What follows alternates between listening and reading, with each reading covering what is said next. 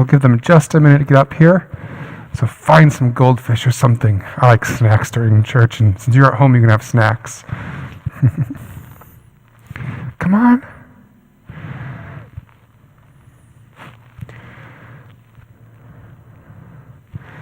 And we got a few good chairs in the back and a good chair up front, too.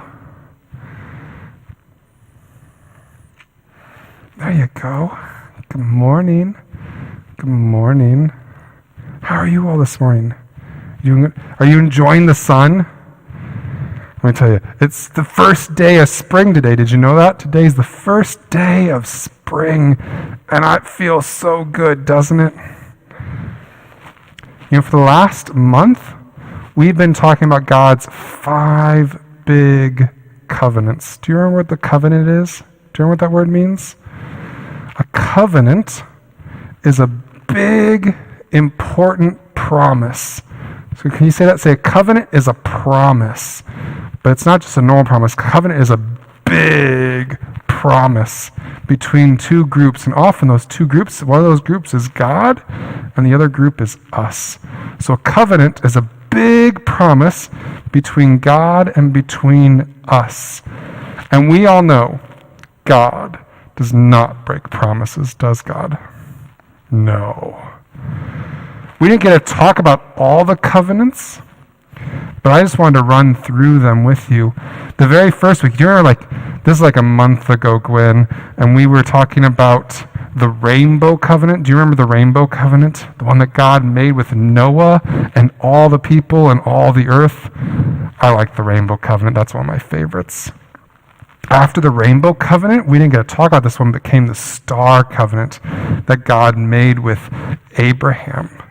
And then there was the stone covenant. This was a couple weeks ago when I wasn't here and Perry was talking with you guys. And we heard about the stone covenant, the covenant that God made with Israel.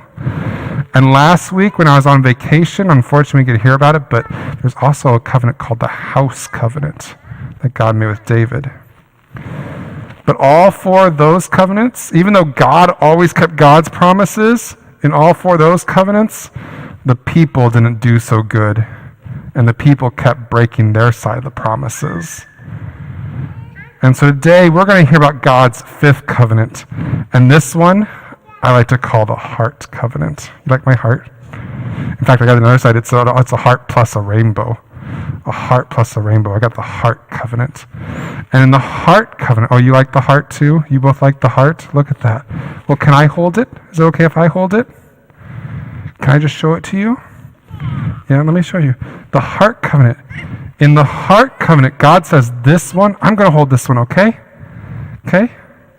In the heart covenant, God says this covenant, this big promise, is going to be different than the other ones. Because this one, it says, God is going to write this covenant on our hearts. What do you suppose that means? What do you think it means for God to write a covenant on our hearts? Do you think God's going to take a Sharpie and write God's name on our hearts? Yeah, that doesn't make any sense because I can't see my heart. Can you see your heart? No. So if God were to write on our hearts, we'd never see it, would we? So that doesn't make sense. So what do you suppose it means when God says God is going to write on our hearts? I think it means, you guys are just crawling all over, aren't you? I think it means that God's love is going to be so close to us. We're going too far now. That's okay. You're just having too much fun. I think that for God to write on our hearts means that God's love is going to be so close to us that it is going to fill up our entire hearts, all of it, until we are overflowing with love. But how do you think that happens? How does God fill up your heart with love? What do you think? In the Bible, it says that Jesus is this new covenant, and that what Easter and Good Friday are all about is about Jesus filling up each of our hearts with God's love. We're going to be celebrating Easter soon, aren't we? Are you ready for Easter? Yeah? Do you think it's going to be a big day? Are you going to have a party? You have a party with your family at least?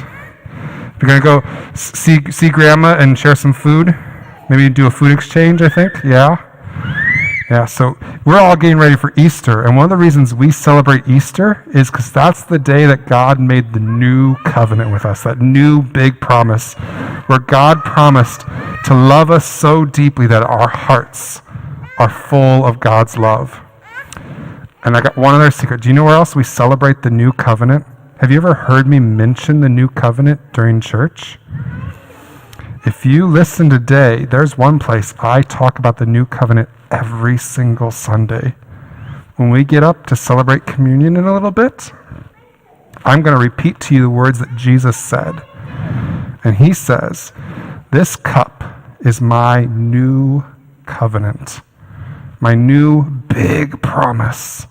So when you listen at communion, you're going to hear me say again, "This cup is my new covenant," the words of Jesus, that Jesus promises that today we are receiving God's new big promise to write on each of our hearts the fullness of God's love.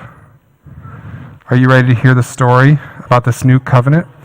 Well, why don't we go find our seats, and then we are going to hear from the Bible everything about this new covenant that God promises to send us. Thank you for coming up. You want to borrow that? Yeah? Okay.